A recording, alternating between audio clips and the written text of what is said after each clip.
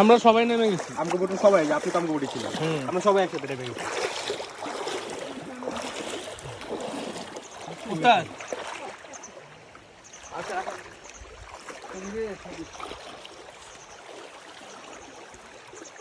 কি সুন্দর, হ্যাঁ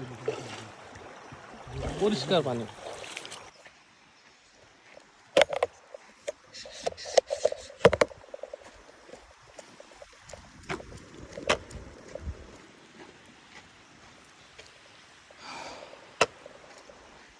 আমরা একদম বান্দরবনের দুর্গম এলাকাতে আছি, একদম দুর্গম এলাকাতে। এখানে ট্রেনিং প্রাপ্ত লোক ছাড়া কেউ আসে না, সবাই ট্রেকিং করতে পারে না।